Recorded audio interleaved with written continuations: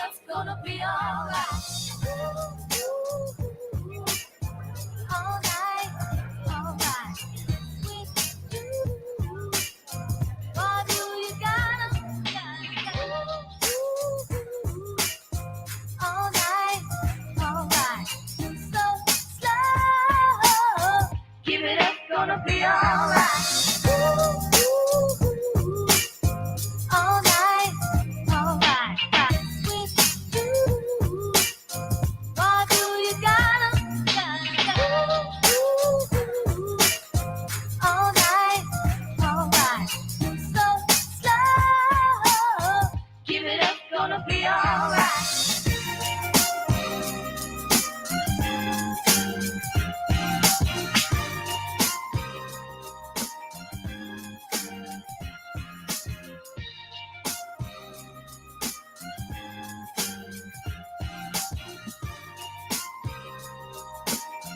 Give it up, gonna be alright.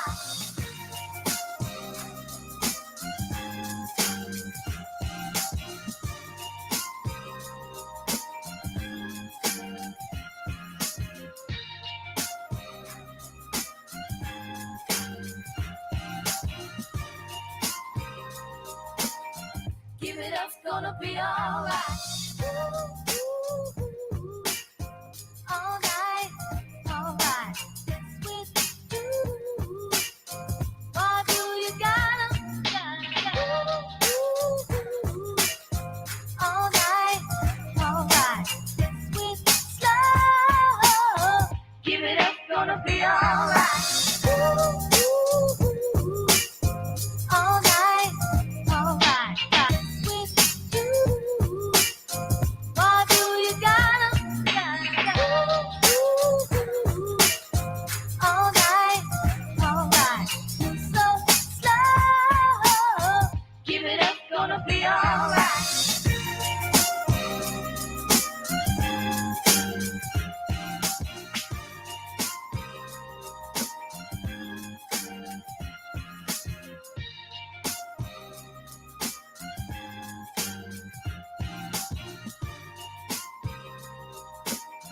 Give it up, gonna be alright.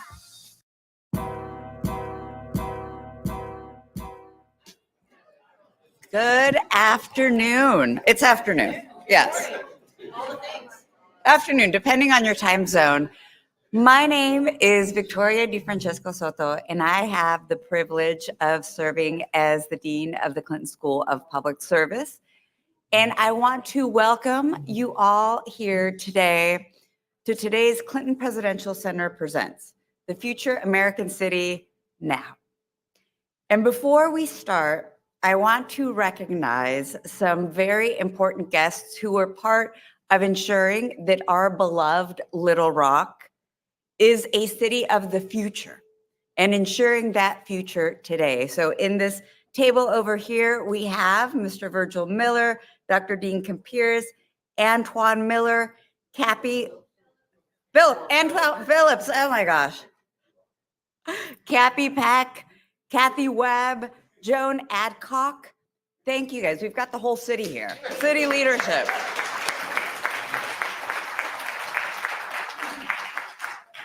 I also want to acknowledge my colleagues, Stephanie Street, the Executive Director of the Clinton Foundation, and Dr. Jay Barth, the Director of the Clinton Presidential Library.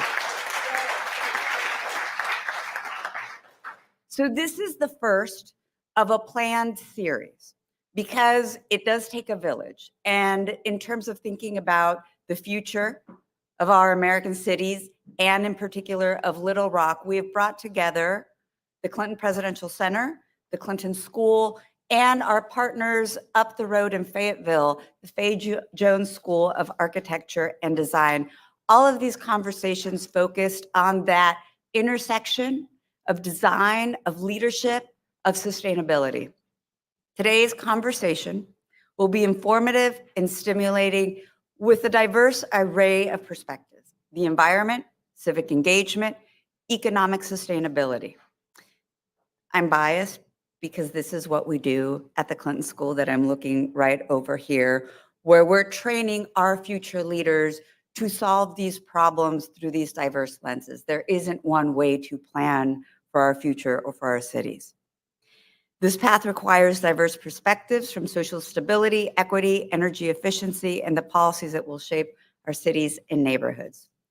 We're all in this together. Now, please help me in welcoming our star-studded panel for today. We have Gia Biagi, who is the principal of Urbanism and Civic Impact at Studio Gang. We have Maurice D. Cox, a former commissioner of the City of Chicago's Department of Planning and Development. Susan Jones, founder of the architecture firm atelierjones. Trinity Wagner, the executive director of the Mayor's Institute on City Design, and our moderator, my colleague, Peter B. Keith, dean and professor at the FAIA Jones School of Architecture and Design at the University of Arkansas. Welcome.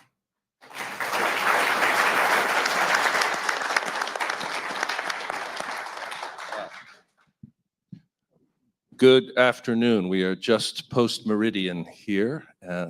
On behalf of the FAIA Jones School of Architecture and Design, and I dare say the University of Arkansas in Fayetteville, I too want to second Dean DeSoto's welcome and gratitude to everyone attending both here and online. As you've said, this is the first in what we plan to be a series of collaborative events, beginning with seminars, conferences, workshops, lectures, and so forth.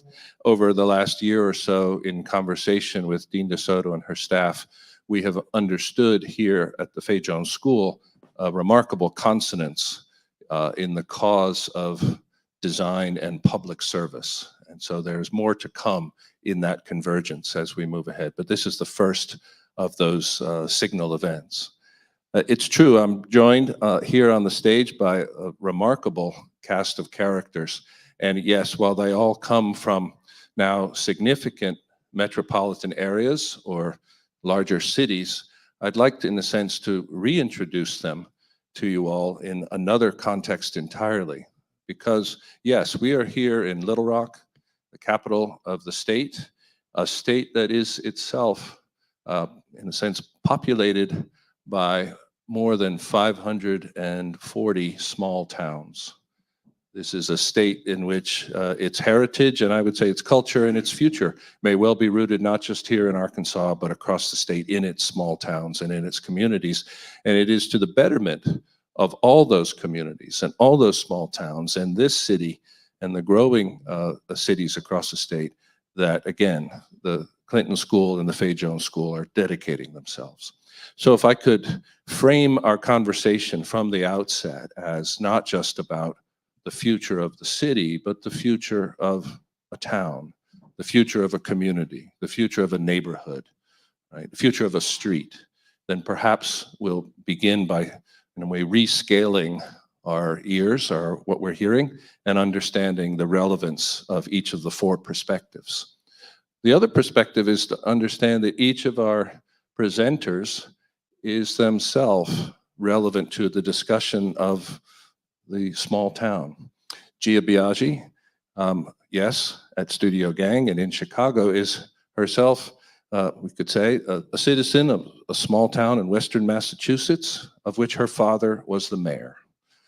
So here is public service embedded in the family.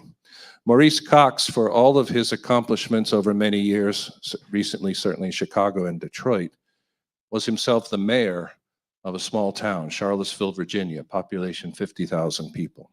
He knows exactly what those issues are at the neighborhood and town scale.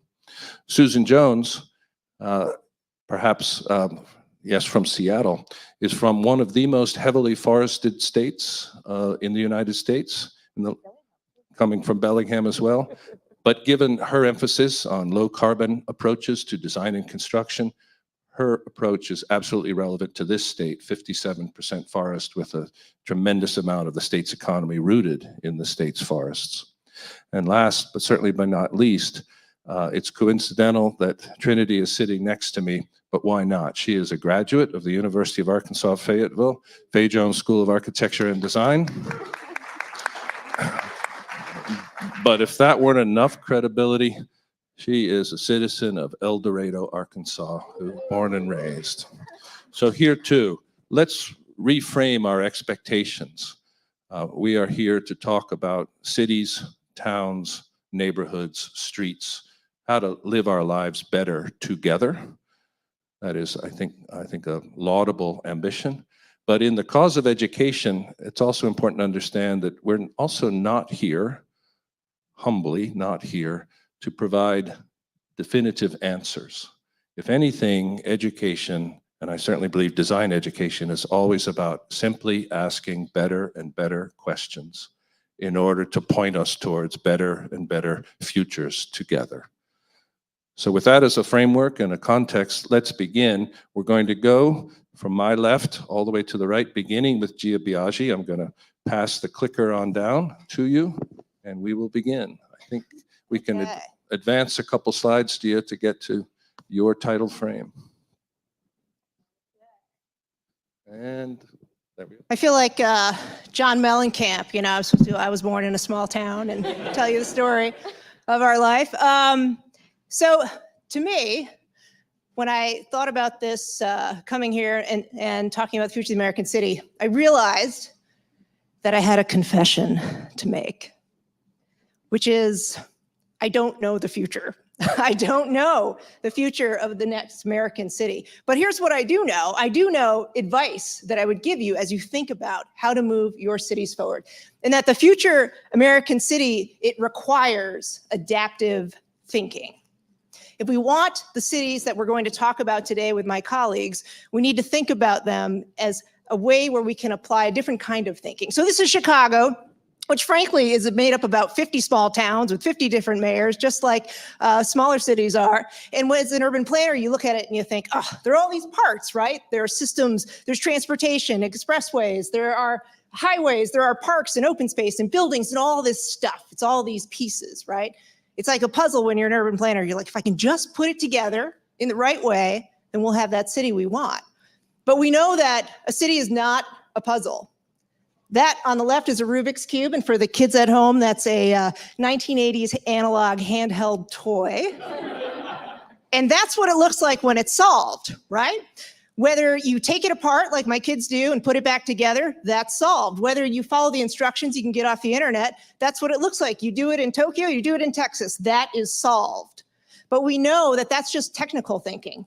And when we think about cities and how to move them forward, we need to think in an adaptive way, because what all of our cities are facing, no matter how big, no matter how small, no matter how medium-sized, are adaptive challenges. This is climate, this is poverty, this is homelessness, this is violence. All of our cities face this, these big, fat, hairy ideas. And the question is, how do we take what each of us know how to do and put it in service of moving the needle on that important public policy question, whether you're a designer, whether you're a community activist, an urban planner, or just helping out your neighbor, we all have a role to play on these adaptive challenges. Now that is an adaptive challenge. And if you don't know what an adaptive challenge is, know that you lived through one, and it's called the COVID-19 pandemic, right? A giant, unbelievable thing that landed on all of us, and it doesn't come with rules. We have to figure it out. And yes, that is a coyote walking through downtown Chicago, which is not normal. And it's also the case that during that time, we had our homes became our offices, right? Our offices became empty, and downtowns became wilderness, right? All of these things are happening, and we had to figure out what are the set of rules that we follow to navigate through it together. So at the time, I was commissioner of Chicago's Department of Transportation. So that's all the surface stuff you can think of where Maurice and I were colleagues. So at 30,000 feet, when you're looking at your city from a transportation perspective, it is that kit of parts, and we have all of these technical rules that we follow, like how to actively titrate the optimal parking spaces and how to figure out the right street geometry. But in an adaptive challenge, when you get close to it, when you get at that scale of the neighborhood, of the block, and what people need, those rules have to fall away. You can't stick to that technical thinking at 30,000 feet. You need to have an adaptive mindset. And adaptations with streets, and we all saw it, streets, they became restaurants. Streets became health clinics. Streets became galleries. Streets became churches. We saw all of that. And what I learned in that moment is we have to allow ourselves to let those rules fall away. And it works not only during a pandemic, but in my experience working in parks and recreation, which I did for about 15 years. This is a park in our city, and on the north side of the park is where all the kids live, above the street, and below the street is where all the fun stuff is in the park, but the kids aren't coming to it, right? So 30,000 feet, right? That looks like a technical problem. It looks like the street, right? The street is the problem. But when you get close to it and you build relationships and you walk in with an adaptive mindset, you learn that it's not the street, that it's actually a gang line that you can't see that runs through the park. And without that adaptive mindset, you'll never get toward moving the needle on an important adaptive question like violence in a neighborhood. All right, I'm telling you this, but you don't have to take my word for it. Quantum theory tells you this, right?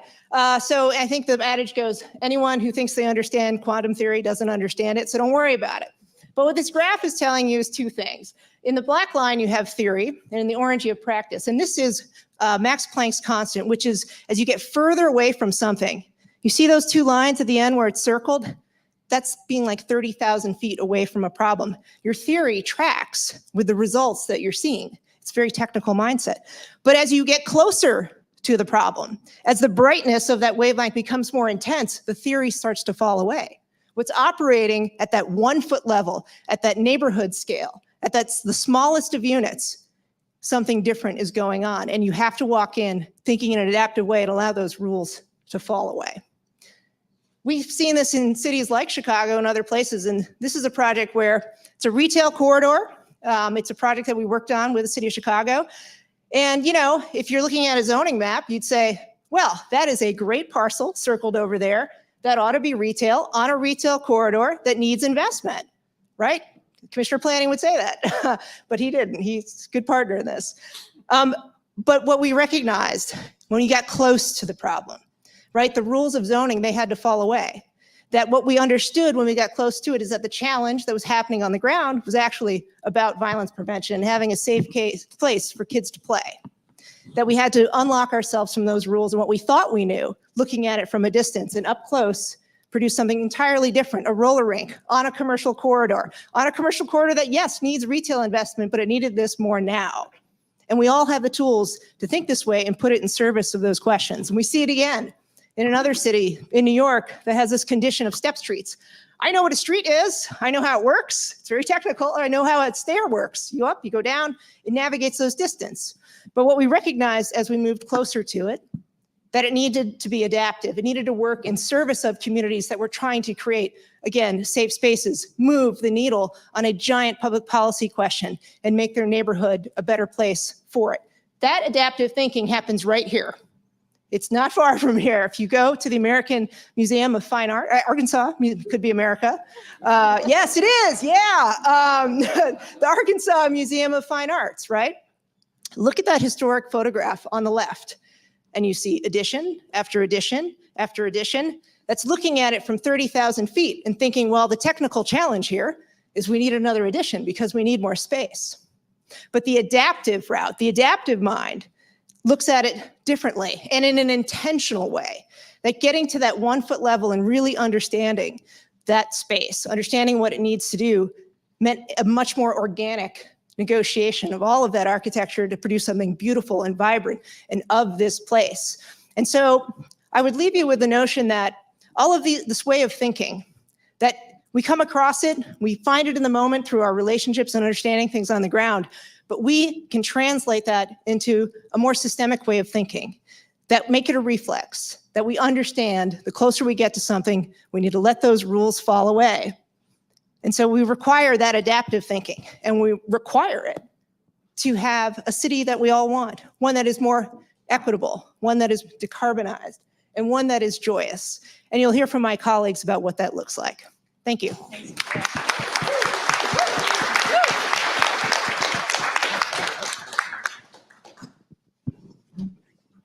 So this is on. I'm going to take your clue and stand up Here you go. and have my timer. You have a lot. Oh my God, I have a lot of things in my hand. Okay. You can use this all to stand at the podium. This is good. Okay. How about the podium? I can time for you. Okay. So So we were also told that this was supposed to happen in 6 minutes and 40 seconds. So that's why we all have the timer. You did pretty well, Gia. So I'm going to start. Okay. Oh, excellent. Thank you. Oh, free. Okay. So, so the future of the American city must be equitable and equitable for all. And so I want to start with two cities that I've come to know well, Chicago and Detroit, and try to illustrate this. And I start by asserting that a city has a heart, and the heart of those cities are their downtowns. And you have to have a robust and vibrant heart of a city. This is the case in all of the cities I've seen, as has been the case with Little Rock. But there was a time when we applied planning principles that were the antithesis of city building. So here in Little Rock, some of you may remember the 9th Street corridor, the West 9th Street corridor, which was a vibrant African-American neighborhood, blocks, shops, people living above the shops. At the time, urban planners thought that all that should be erased to build Interstate 630. This is how they thought to revive the heart of the city, by demolishing a neighborhood. So I would argue that the heart of it, the soul of any city, resides in its neighborhoods. And if you lose your neighborhoods, you've lost your soul. So it is the ultimate irony that I have been called to work on the soul of cities again. And so I don't think it's an either or, I think it's both and. And it's about those basic building blocks of neighborhoods. It's about streets, streets that accept an entire variety of mobility types. And an example from Detroit, where a typical neighborhood main street went from having 8-foot wide sidewalks to having 24-foot wide sidewalks, and is now the second most visited commercial corridor in the city, because mobility was interpreted as bikes, pedestrians, and a vibrancy on the city streets. It's also about plazas. It's about spaces, everyday spaces that give people joy, allow them to linger and gather, like this example of a public open plaza that we inaugurated post-COVID. And this, in partnership with the Commissioner of Transportation, was an attempt to take over the street and reclaim it as a place for people to gather coming out of COVID. But it's also anticipating the potential future of urban development, as this example in Detroit, still surrounded by parking lots, anticipating the urban form that would happen as a result of creating a great place. It's also about parks, about creating those releases back to nature in an urban context. And sometimes it's, again, transforming a vacant lot into a respite with hundreds of trees, like this example in Core City in Detroit. Or the idea of a vacant series of lots in a low-income neighborhood, 27 random lots pulled together to create a 2-acre park at the heart of the Fitzgerald neighborhood. A place where, for the first time, this neighborhood could see the kind of social economic mixing of people in a safe place at the heart of a neighborhood. It's also about greenways. It's about the connective tissue between places that give people a sense of their connectivity. And this project, which is well underway, it's a 27-mile greenway loop connecting 27 neighborhoods for the first time, many of them historically been disinvested in and not having access to this kind of amenity. So imagine having a 150-foot greenway passing right behind your backyards that take you down to the Detroit River. People couldn't wait to access this new greenway. But it's also about historic preservation, about preserving those buildings that are, again, testaments to the passage of time and adaptively reusing them. And I'm speaking of even the most modest buildings, like in this Fitzgerald neighborhood, where the first order before building any new housing was to renovate and rehab the existing housing that community had as a strategy, and to translate vacant lots into flowering meadow gardens. And it's about development, but development with character, and valuing these neighborhoods by pursuing an agenda of design excellence. And so a neighborhood adjacent to downtown in Detroit, which has the full array of housing options, all side by side. 30% of the homes here are affordable, sitting right next to market rate, right next to higher income housing. So entire neighborhoods can be built incrementally to feel like neighborhoods that were built once upon a time. But it's also about allowing history and the reuse of buildings to be juxtaposed to new construction, like this affordable housing mixed-use development in Austin, in Chicago. And it's about the incremental, gentle density that our neighborhoods can receive, such as this competition for the missing middle density in Chicago neighborhoods that go from a 2-flat to a 3-flat to a row house to a 6-flat, allowing new housing types to integrate and infill existing neighborhoods. And so it's also about preserving but enhancing existing neighborhoods through strategic infill. And so, my notion that the future city, a more equitable city, it's about the streets, it's about the plazas, it's about greenways, it's about historic preservation, and it's about development with character. That's it. Thank you.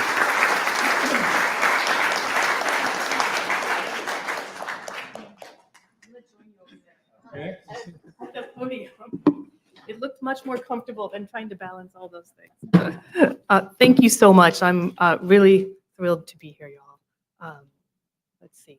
I'm going to talk about the decarbonized city, which is getting a little bit technical here, but so I apologize. And so I thought I would offset that by telling a little bit of a story. I'm Susan Jones, architect of atelierjones. I have a new vision for building cities, decarbonizing cities. This is the story of digging deep, of going into the dark, of asking what is our time for and how to keep focused on our time here at hand. How can what we design as architects be connected to what we live, where we live, from the urban to the ecological scale, from city streets to forests? Like the rhizomic communities of roots that spread throughout our forests, how can we decarbonize our 20th century cities to reflect instead 21st century values? And how can we make that impact meaningful at scale? Over a decade ago, deep in the last recession, I would venture late into the night again and again in my atelierjones model shop to build yet a little model for our family house. The models emerged into a house, and the house, a new type of design in a busy city neighborhood, became a story of how to reinvent and disrupt our 20th century building industry, how to build with lower carbon materials. The house became a study of ecology, how to reinvent relationships between design and our regenerative forests and their natural carbon storing wood, and how to reduce the impact of concrete and steel construction and decarbonize our cities. As we designed more with mass timber, from churches to modular schools, we kept learning The tall, mute mass timber blanks became tectonic poetry in the falling light. And if I hadn't fallen in love with them before, with their prefabricated lower carbon footprint, I now fell in love with their subtle angles, designed with software and cut with giant CNC machines. This was not my journey alone. I reached out to universities, faculty, students, to mills and manufacturers, to rural communities with economies ruined by past Pacific North timber wars. I wrote a book that I shared around the world, from New York City to London, and had discussions with Tokyo firefighters. I moved out of my own silos and created allies and communities of experts in other fields. And the communities grew and the allies expanded. Legislatures from both sides of the aisle recognized the power of a material that could create housing for people in the midst of our divided cities, and tapping into that power and harnessing it for good to change our highly carbon-intensive construction industry to a lower carbon one, to transform fraught and anxious forestry wars into careful, thoughtful dialogue, into careful visions of the future. We were building low-carbon wooden cities built out of well-managed, sustainable, and thriving forests across this country. So the sharing continued. At the request of National American Institute of Architects, the voices of 90,000 architects needed to be represented at a table of firefighters, fire chiefs, concrete and steel lobbyists. I waded reluctantly into that technically uber-precise world of code officials and shared, pro bono, my time and intimate knowledge of mass timber, sitting in bad hotels and windowless conference rooms for 3 years to write thousands of lines of dull, administrative building code collaboratively. Scale was the vision. A house is a beautiful refuge. A church inspires, but tall timber buildings made of large, clunky, strong, cross-laminated timbers could have a real quantifiable impact on our city's carbon footprints. We invented new typologies of tall buildings, and then to provide data-driven research, we had to test their life safety capacities by building them again and burning them down again and again and again, or at least trying to. But let me be clear, this was a war.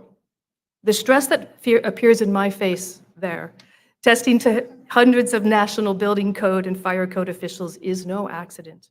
We counted the votes, assembled voices across the country, against the well-organized forces of concrete and steel industry, the fire lobbyists and their sometime partners, earnest anti-forest lobbies that cannot sometimes see the forest for the trees. And then we won. Today, the code is law in multiple states and cities and available for all jurisdictions and project teams to use across the country as they will. Today, I am back in my office with my good colleagues, designing and building housing and office buildings with lower carbon superstructures in cities and regions, from California to New York City to Seattle, with the very codes I helped write. We are exploring new lower carbon ways to build and how to replicate and to make these a larger impact at scale. Mass timber lends itself to key urban challenges, like how to create enough housing in our cities and do so in a lower carbon way. Our Heartwood project, recently completed in Seattle, central Seattle, houses some 150 people for lower market rates than tech-rich Seattle is typically able to support. And this project can be easily replicated with our own Revit models at scale all across the US. Decarbonizing our cities also improves the experiences for the people who live, work, and visit these cities.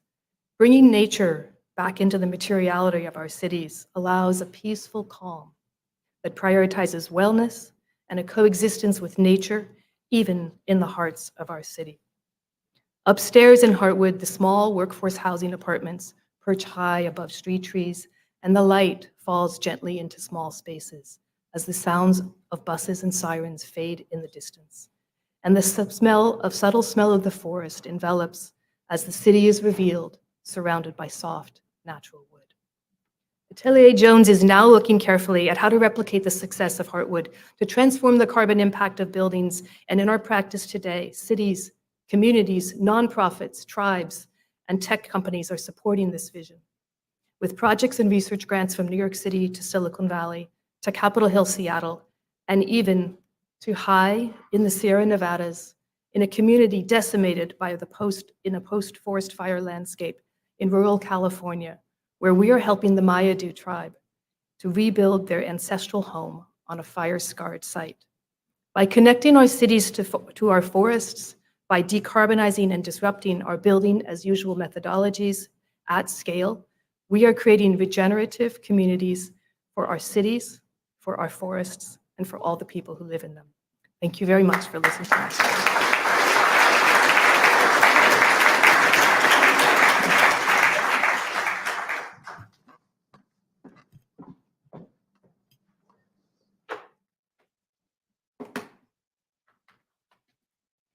All right. Here we go. Thank you to my esteemed panelists and colleagues here, and Peter and the Clinton Center for having us. The future American city is joyous for all. A joyous city is playful. A joyous city is restorative. A joyous city has beauty and wonder, and I think we can all agree that we could use a little bit more joy in our lives. And importantly, a joyous city, all residents feel that they can partake in these joys. It's inclusive. People feel they belong in public spaces. People feel their voices are heard and translated into action. People have space for well-being. And to me, this is a primary goal of city design, to build joyous, nourishing environments for our neighbors. So maybe back up just a little bit. Many people think of city design as the realm of architects and planners and real estate developers, but it's also where policy, economics, land use, mobility, infrastructure, and people come together to make a place. It's a way to put people first and improve their lives. And for today, I want to focus on one part of this: people feeling that their voices are heard and translated into action. And joyous cities don't happen by accident. Indeed, the default ways that we build our cities, centered around the movement of cars, is often at odds with human-scaled, joyous places. So how do we change how we build our cities? It starts with how we, city leaders, designers, engage our communities, our neighbors, our constituents, how we lead with design, how we listen to our residents as they detail their hopes and dreams and values for the future, what we might call community engagement. How we translate that vision into a vision and an action plan that might look like creating a plan or long-range planning, and how we put that plan into action and communicate back what we've done, how those hopes and dreams and values become brick and mortar and how they improve lives. And that last part, government is particularly bad at. And so, how many times have we had mayors come to us in the program that I run and say, we have all these plans and they sit on a shelf and we're tired of planning and we're ready for action. So we often have to remind mayors that plans don't have legs. They aren't sentient.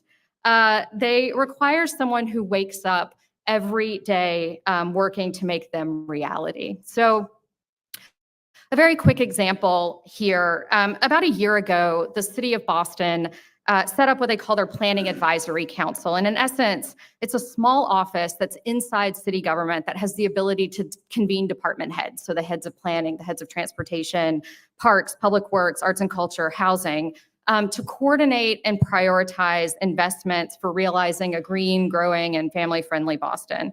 For the city to be able to demonstrate progress against the plans that they have and to tell how they're impacting lives. So this is not an action plan from Boston, but most every city plan has something like this in the back, an implementation plan. We've worked with over 1,200 mayors in the history of our program. So I went on the server, selected a plan at random, turned to the back, and just clipped a page. But every plan has something like this, right? It details what we're going to do, who's going to do it, and when we're going to do it. But the problem is, as we know, this often doesn't get done. But the work that Boston is doing goes well beyond an implementation plan that exists only on paper. The office is responsible for coordinating and helping to prioritize capital investments between departments to bring plans forward. This is something that's not standard practice in city government, where silos are pretty notorious. Help move plans forward when things get stuck in government, which we know happens often. And so perhaps most importantly, the work they're doing, though, is telling the story back to the community in a way that is digestible and understandable of progress that's being made on plans that the community themselves helped create, how the city is really using that community vision as a North Star. And so through this website, the city's detailing progress that's being made on a specific plan. It's a plan for the neighborhood of Mattapan. This plan was finalized in 2023 after 5 years of community engagement. Now the city's implementing. We know this is often when cities go silent, moving into the Parks and Green Space session here. So this is the format's an ArcGIS story map. It details elements in the plan, projects that are moving forward from the plan, and how the plan informed the work. This is on a website being continuously updated, but it's a great example of how we can communicate back to a community that as plans are being implemented. This may seem common sense to do so. My colleagues on the table know that this is not standard practice by any stretch, but cities could implement, and many cities could implement and benefit from such an approach. So, what does this have to do with joyous cities? In a time of incredible polarization, this trust, the trust that government will keep its word, is critical to well-being. It's critical to individual well-being and to the collective well-being of our democracy. And trust in government still exists at the local level. We joke in mayor world that there is no Democrat or Republican way to fill a pothole. To run for local office, you have to fundamentally believe in fundamentally believe that government can be a tool to improve people's lives. So the founder of the program that I run, the former mayor of Charleston, South Carolina, Mayor Joe Riley, he was mayor for 10 terms, served for 40 years, built a waterfront park during his time. And the city is well known for this now, but at the time it was really controversial. Taking the most valuable land in the city and giving it to the public. At the time, couldn't even be reserved for private events. But Mayor Riley used to say that that we must give the best land in the city to the public. He would say that there are people in our cities and towns that only have the city, that they'll never see the Pacific Ocean or the beauty of Portsmouth. And if we're lazy about city building, that we're giving our neighbors and everyone else a less joyful and less nourishing environment for their lives.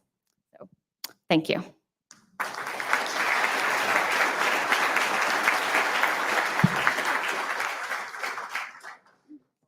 Thank you, all four of you. What we have thought to do now is to have some discussion amongst our presenters, and then go to certain questions, both from this audience, and then there have some have also been provided to us online. I'd like to begin and put forward that in the first place, yes, you've heard today from 4 distinguished presenters with architectural training, architectural practice, with that as a focal point for their work. And yet, to the spirit of why we're gathered here, I've also wanted to make sure you understand these 4 people as public servants, and that this relationship between design and public service, in my view, is intrinsic to the identity of a designer. What are we doing in design if we are not focused on designing for others? So that's a high rhetorical statement, I know, but the subtitle of this entire session has been Design, Leadership in the Public Realm. You've heard about work in the public realm. You've heard about approaches to design. I'd like to ask our 4 presenters to reflect a bit on the role of leadership, not only the leadership roles that you're demonstrating, but the importance of leadership in moving cities and towns forward altogether in your experience. And I'm going to start with Trinity, who's worked so closely with mayors. Is this working? Yeah. Sorry, what's the question? The importance of leadership, and I think you already touched on it, but the importance of leadership beyond the leadership role that an architect or planner takes, but maybe it's a collaborative leadership that you've been working to inspire. Yeah, I think, thanks for that, Peter. You know, the work that we do in particular is at the intersection of the kind of design and development, built environment community, and local city leadership. And would just maybe reflect on the fact that those aren't also always seen as kind of natural bedfellows or natural partners, but the work that the design and development community does is very, very much the same as our kind of local electeds, right? It takes seeing the future, it takes courage, it takes vision, and it takes that ability to shepherd that. You know, I could, in my talk, I could have just as easily talked about how we engage our communities as our constituents, as our clients. But Peter, I think you alluded to it. For designers in the public or private sector, your clients are always bigger, your projects are always bigger than your client and who you're serving. That, we're sort of all working to serve a larger public good. Go ahead. It's a great question, Peter. And I mean, as an architect, I feel so lucky, y'all, to be doing what I'm doing. And I'm 62 and I've been doing this for about 40 years. And I love what I do every day. I also grew up in a time when there weren't a ton of women architects around, and I don't want to bring gender into it, but it was something about being kind of an outsider, looking on the edges into something that you really, really wanted to be part of. I had some amazing mentors, incredible mentors, almost all men. And one of the things they imparted upon me was, as an architect, you're more than just drawing drawings or building buildings or providing a function or a service for people. There's an ethical dimension to what we do as architects that the very best of us take very, very seriously.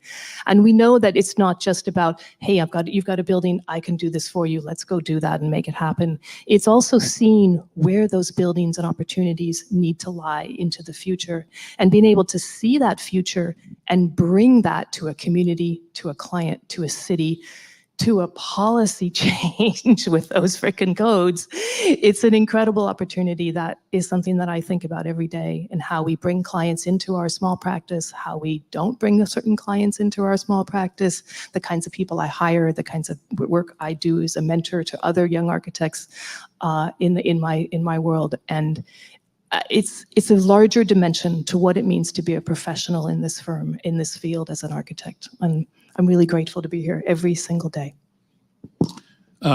Great question. So I have now been in appointed positions in planning design. I've been an elected position as a former mayor and city councilor. But before all of that, I was a citizen of my community. And as I began to speak out using design or the built environment as a vehicle, people started calling me like a citizen architect, which I thought that's actually pretty good. I don't give up my role as a citizen when you become an architect. And so I think it's really key that we are citizens first, and then defined perhaps by our discipline. So my foray into the public sector started as the president of my neighborhood association. That was my way of giving something back, and bringing along with me the power of what it means when you represent more than yourself or more than your discipline. So I think of all of us as citizen attorneys, citizen accountants, citizen teachers. We don't give up our citizenship and the responsibility that comes with that as we try to forge change in the world. No, it's a great question, and I'm not an architect. Don't tell anyone in this room, but I surround myself with them, right? And I think what I've learned in that process, and I've held a lot of posts, mostly appointed in government. I've worked for nonprofits, all kinds of things, and what I've learned is really the power of architecture in a conversation about policy is utterly transformative, because I can have those binders of all of the policies, and I can talk to you ad nauseum, perhaps about what it takes to fill a pothole, which I've filled 676,000 of them. But when you can work with communities and figure out together that architectural object that is manifesting all of the things that we care about and we've been talking about, it's powerful. And it's not powerful because it's in the architect's hands. It's powerful when it leaves the room and communities themselves are pointing to that architecture, to that object, to that idea in a tangible way. And they're telling their neighbor about it. And they're telling you why it's important. You can't do that with a policy and a piece of paper. It's so fundamental to people's understanding of their built world. And so I think that whether you're in public service or not, there's power in that idea. There's a role for design to play, whether you are the citizen attorney or the citizen architect, that having those kinds of tools at the table can make all the difference in helping people to understand where their power is and what's possible.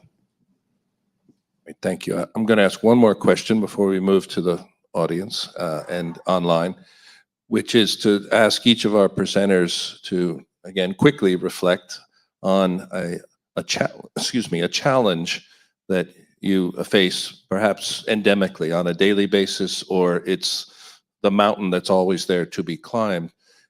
And in a sense, simply to identify the challenge might be enough as a way of perhaps provoking further thought amongst the audience. And I'll start with Maurice.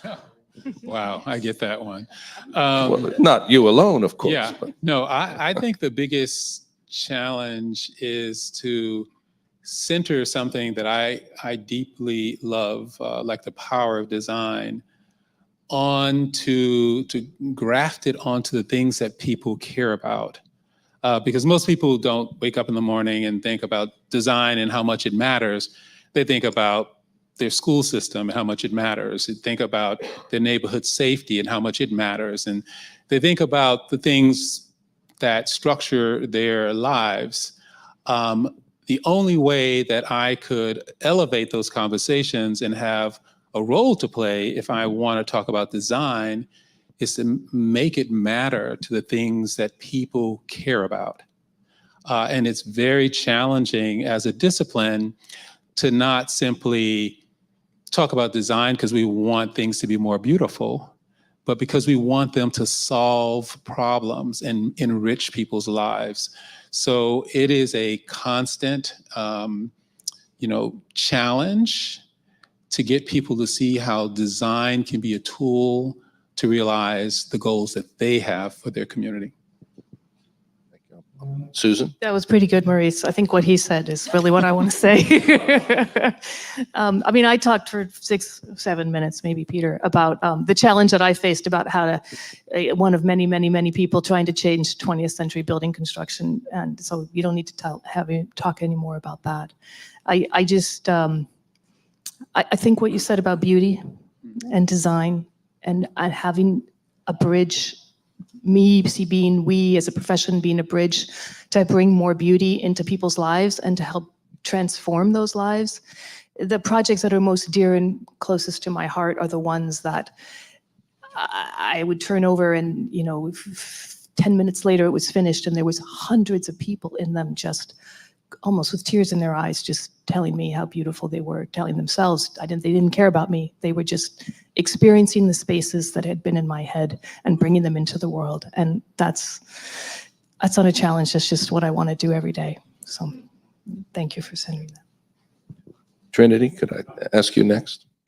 Maurice's answer, echoing. No, Maurice's answer is something that that we think about and grapple with every single day. Would also say maybe to overuse a cliche, how we think globally and act locally, that the kind of existential challenges of yesterday are urgent today. We're having the third 100-year flood in the last few years, and how we use the power and the platforms that we have to address that, while also using the bully pulpit and tools that we have to act locally is a challenge. Gia. You know, I thought Maurice was just going to list all the people in Chicago that are difficult to work with. Councilman this, alderman that, but no, that's very challenging too. So I could see his head go. No, but you know, and maybe I'll talk a little bit more specific, right? So when I ran transportation for Chicago, one of the big issues every day, if you looked at my Twitter feed, you'd know what it is, and it was about establishing a bike lane network, okay? And in some cities, that is an incredibly contentious thing because you're taking away roadway from maybe parking spaces and cars. You're changing the way people are used to, you know, moving through the city. All of these things all come to the table. You'd be shocked about how much venom and conversation about bike lanes. And to the extent where we had, you'll know the alderman, we put in a bike lane after a lot of community process, and we think we're good, and we're rolling out the trucks, we're painting the bike lane, and the alderman comes out of his home and he's standing in front of my bike lane striping machine, stop, like he's ready to lay down in the street to stop paint for a bike lane that we had talked about, alderman. And, you know, what was interesting is in establishing, so one, we worked it out. Alderman, get out of the street. Okay, let's talk about this. And that can be challenging on its face, right? In that the thread of the conversation had been lost from when we had plenty of community process. But by the time we actually could get there to do the project, everybody forgot and went back to their old positions. And that can be hard. And, you know, you look at a city and, you know, ask any bike activists in Chicago, it's so obvious where you should draw the bike lanes. It's on a map. You can do it, right? But it's people's lives at that 1 foot level are much more complicated.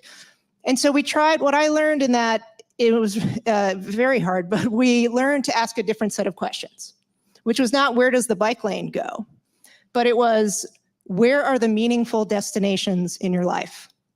Where are you trying to go? Going to church, going to school, you going to a park? Okay, how would you like to get there? What are ways to get there? How can I create a meaningful network of opportunity and then draw your bike network that way? It was utterly transformative. And it took the argument away from me in a great way. I don't have to make the argument. Communities did, because I want to ride my bike with my kid to the park.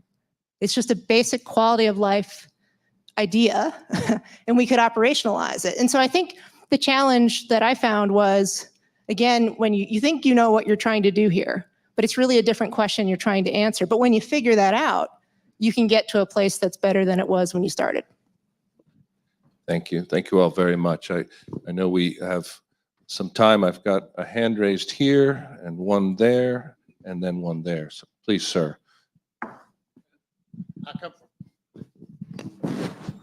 In cities, say around 100,000 people, and nationwide, there's a trend for fewer people to be homeowners. It's creating a bimodal community in a lot of instances. How can you use design to help mitigate that in, say, a city of 75 to 100,000 people? Where the dominant goal is home ownership? Is that what you're saying? We're the dominant goal. Right now, we're actually encouraging the middle class not to move elsewhere. When you're either rich or poor in rental property or in very expensive property.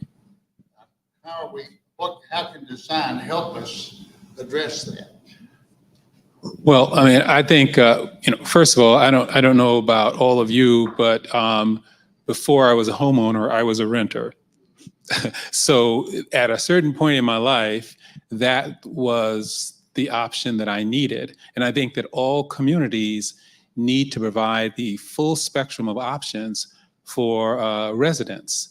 And my kids are still renters to this day. So it's very difficult for you to talk about not creating a place for your children and your grandchildren to live in your community.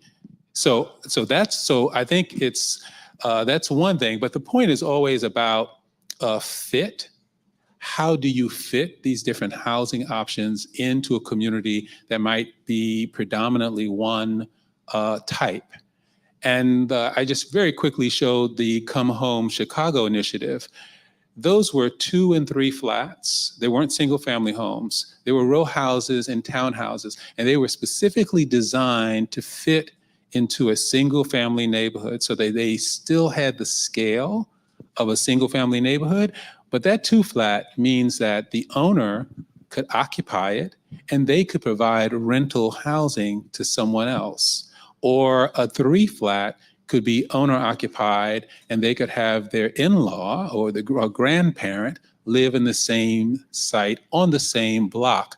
So I think it's about adjusting these typologies to the communities that you're trying to host them in. It's not high-rise construction. You know, people talk about density, we need density. Well, there's a way to do density gently in a way that's responsive to the community that has to host it. Okay, unless there's a, That was great. okay, Might just add missing middle. That's a term you used, and we use it a lot because there's a missing middle in so many of our communities. And it's missing middle housing, but it's also, there's an economic dimension to that. And a lot of us are looking at solutions that do try to provide the housing for 2 to 3 stories that are attached walls, but owned by a smaller group. You know, and I will add, I mean, affordable can be beautiful. And one of the things that we need to do is unlock the financing mechanisms that make it very hard to produce affordable housing that reflects the actual cost without trying to create a way to economically let it enter the marketplace. And where we see that have an effect is often on design. That's what gets pushed out in order to make the balance sheet work. And so I think that's work that we all have to do to think about how can you create a better envelope for affordability and great design at the same time without making that sacrifice. thank you. There's a question here, sir, and then we'll come here.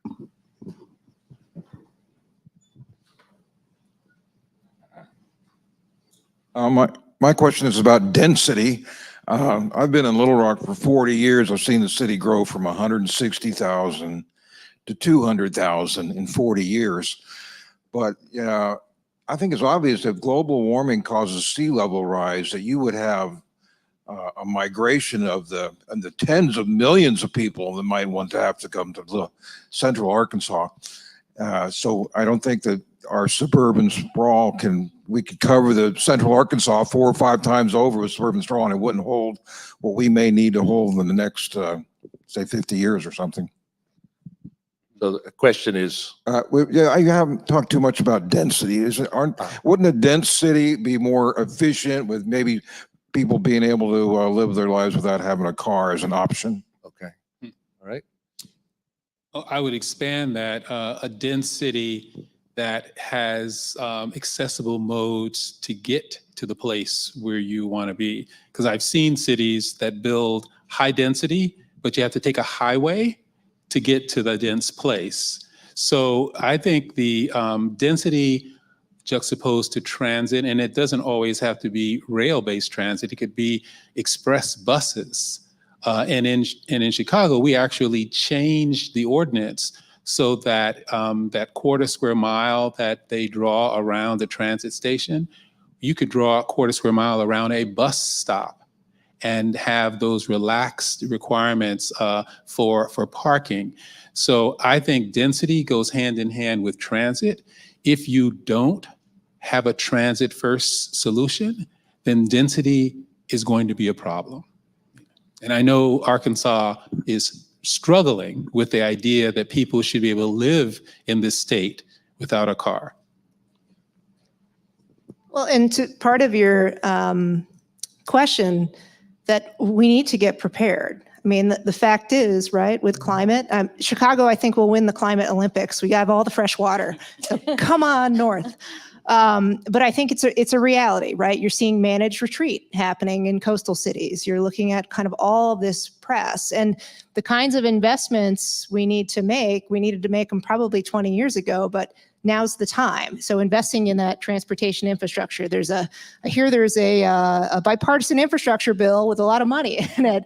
This is the moment, right? And those kinds of funding, that kind of funding is linked to figuring out ways that we can transition our modes and figuring out how we transition to other sources of power. So I think that's the kind of work we need. It's like planting a tree. We should have done it 20 years ago. Infrastructure, we need to do that as well and get ready. I'd also maybe just add a piece about reframing that conversation that Gia talked about earlier. I mean, we know that climate migration is already happening. When a hurricane hits Louisiana and people are permanently displaced, they're coming into Arkansas. So this move is already happening for a number of climate-based scenarios. But then when we reframe that conversation, what are those next immediate steps? What are those downtown cores that you want to support, and you need to support them by people living there? Do you want to increase that density around Argenta? I was in Russellville, downtown Russellville with my aunt last night with a really cute burgeoning downtown. And how do you actually support that retail, that quality of life, that thing that people bring, that you want to be in a place? You do it with people. People want to be around people. And so when you reframe that conversation and then you start to rezone it by right so that you're not revisiting a conversation 5 years later when everyone has forgotten what we've already agreed on. Question here.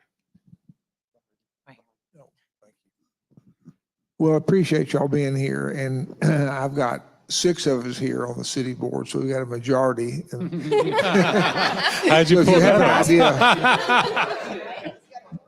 idea, and I agree with everything y'all have said, and we're just getting through. We'll have in the next month a 9-month planning process for downtown. We need to implement what we have discovered from Sasaki and what you're talking about. Tell us how we rally our community, how we educate our community, and how we get buy-in to what we need to do downtown. Easy question. Yeah, right. Well, Trinity has a lot of experience with mayors who have had to answer that question. So I know you have something you want to share. I would just say that you can only move at the speed of trust. And if the planning process that you've been through, I would argue that it has built some trust, and you need to capitalize on that and understand that you're along on this journey, but you got a whole lot of other people who have to be touched by the process in order to continue to allow you to move quickly. I would also argue that planning is by nature a long-term pursuit.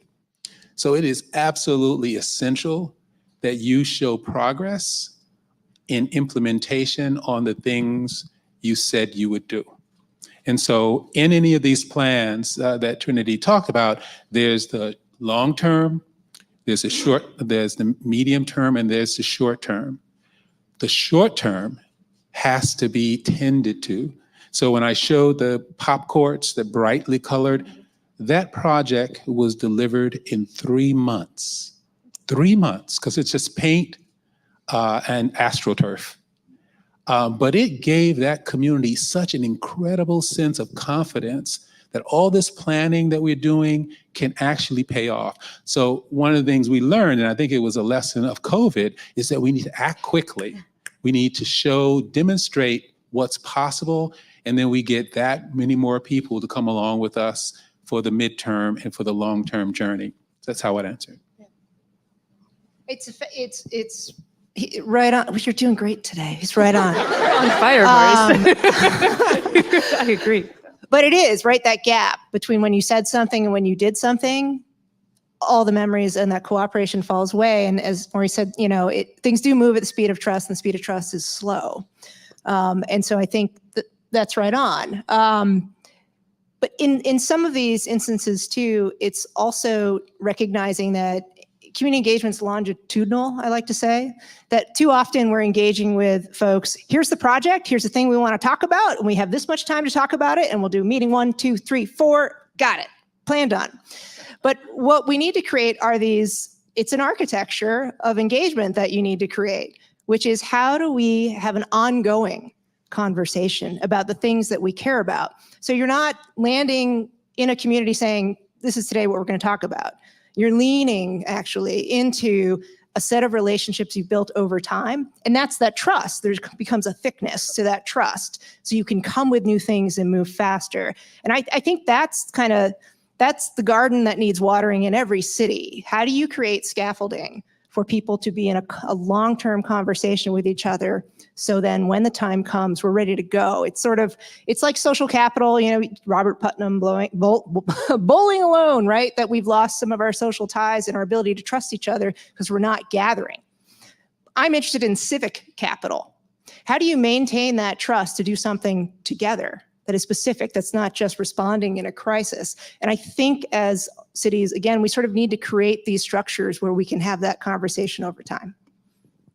So just add maybe a little bit of bureaucratic technicalness to it, to Gia and Maurice's terrific answers. So just like, first of all, I'm assuming that you have had community meetings as you've gone along for BAI. Like, you're not just handing people a plan and saying, do you buy into this? So nurturing those relationships that have been built through that communication. But, back to the example that I could have talked about for a really long time about the work that Boston's doing in this regard, about how you demonstrate that government is doing what they promised to do, and how you share that information publicly. We were working with a mayor recently that realized, they had a community center and a plan. They were actively working on the community center. It was breaking ground, and they had never updated their website.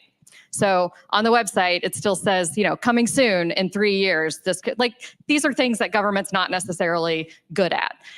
So how you're communicating back what that progress is. But then I would also just add a plug for, you guys are doing the council heavy lifting of getting a plan approved. But when you convene the civil servants on the ground who are implementing it, checking in with, well, first of all, people who are waking up every day thinking about it, about implementing that plan, and then people who are also empowered to get things unstuck and find out why things aren't happening as things aren't happening, will go a long ways towards not just communicating the successes that you're having, but actually having those successes to communicate.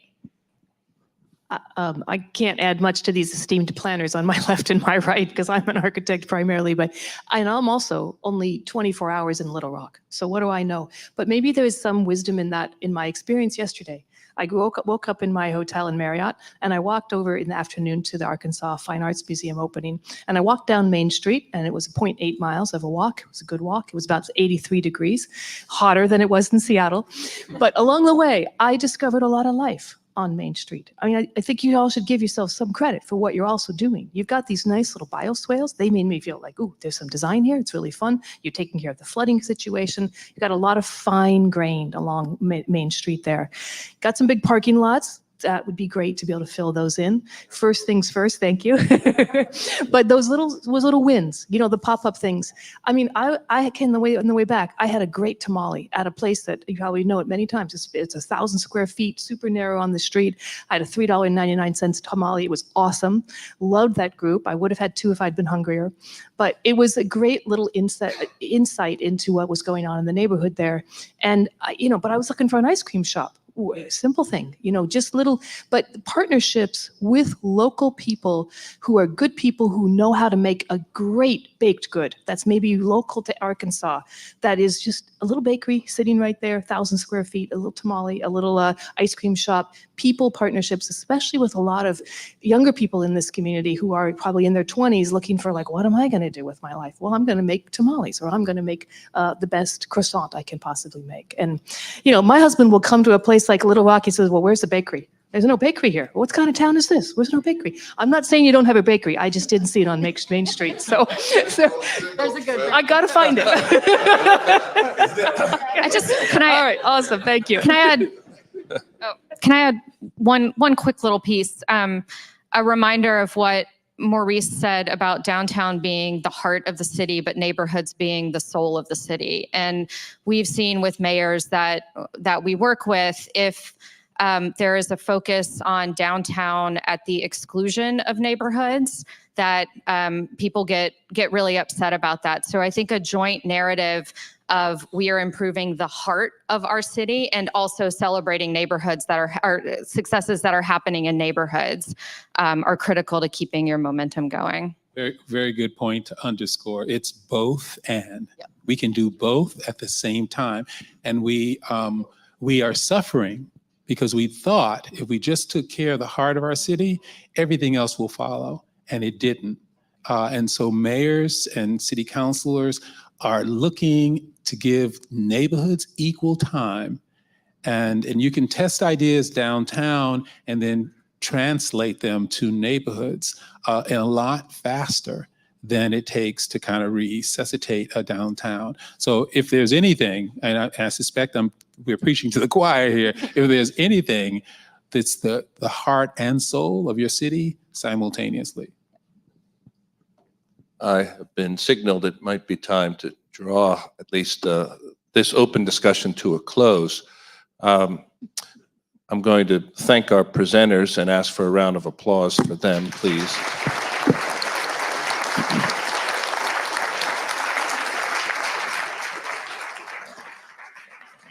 I'm going to thank Dean DeSoto and her staff for all of their contributions and assistance today.